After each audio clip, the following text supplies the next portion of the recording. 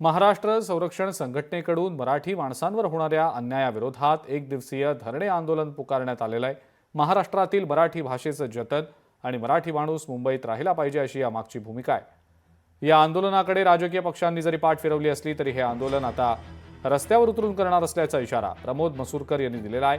महाराष्ट्रात येणाऱ्या परदेशी लोंढ्यांवर कारवाई करण्याबाबतचा कायदा आणावा अशी मागणी सुद्धा या आंदोलनादरम्यान करण्यात आली।